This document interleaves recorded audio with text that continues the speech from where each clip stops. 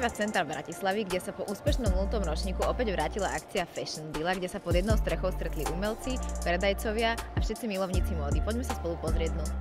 Akcia Fashion Villa je vlastne stretnutím všetkých milovníkov urban kultúry, streetwearu, hudby, nejakého artu, všetkého vlastne dokopy a chceli sme len dať ľuďom príležitosť, aby sa stretli, aby sa nejak nerozdielovali na tie menšie subkultúry, ale aby sa tu vlastne prišli užiť všetci všetko naraz.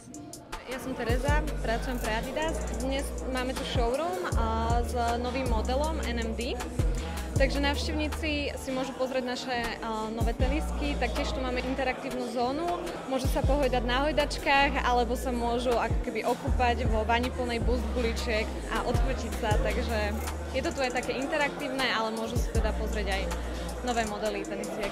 Jmenujeme se Queenstačka.cz, jsme už 12 let jeden z největších obchodů s teniskami a s oblečením v České republice a na Slovensku.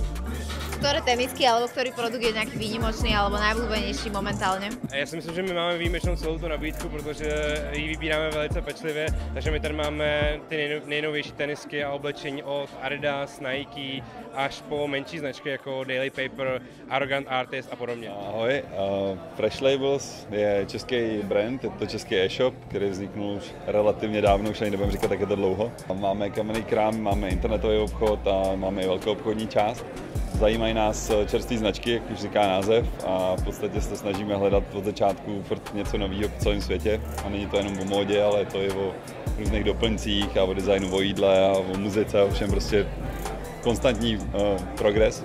A prezentujeme tady nějaký výběr věcí, které jsme prostě si říkali, že bychom tady chtěli ukázat lidem v Bratislavě.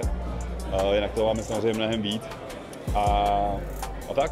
Keďže teda viem, že úspešne už máte za sebou 0. ročník, čo sa zmenilo alebo aké máte novinky, na čo sa môžu ľudia tešiť? No okrem toho, že sme pridali jedno poschodie, je najväčšou zmenou práve to, že ideme už aj do Prahy, čiže vlastne o mesiac, koncom mája budeme aj v Prahe a je to väčšie proste, máme tu viacej predajcov, viac značiek, je väčšia galéria, je to všetko bohatšie, takže očakávame aj viacej ľudí. Ako dlho si vlastne budoval tú myšlienku, až kým si sa dopracoval k výsledku? To by bolo dlho. 2 týždne príprava samotná ako keby fakt intenzívna a vymýšľali sme tú myšlienku dlho veľmi. A zvládaš to v pohode, lebo produkcia určite nie je jednoduchá, tak... No, však jak to zvládam, všetci vidia na Snapchate. Hej, myslím, že sme to zvládli, to v pohode. A ako sa ti páči na dnešnej akcii? Je to fajn, je tu hluk a je tu veľa známych ľudí, čo je super. Nie je to prvýkrát, čo som navštívila túto akciu, bola som už aj súčasťou 0. ročníka, ktorý sa konal minulý rok a bolo to naozaj veľmi zaujímavá akcia. Myslím, že aj veľa ľudí na to veľmi dobre reagovalo. Ja som tam mala aj taký mini talk s blogerkami a toho roku ho budem mať tiež.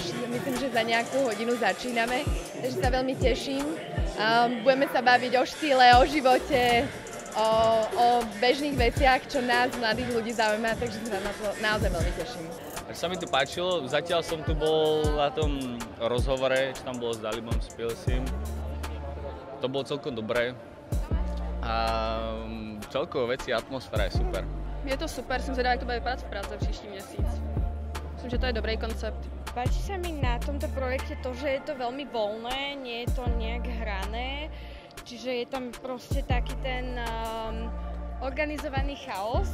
Je to príjemné sa sem prísť tak vyčilovať na tie rozhovory, na tie prednášky, čo tu vlastne tí ľudia, ktorí to pomáhali organizovať, robia.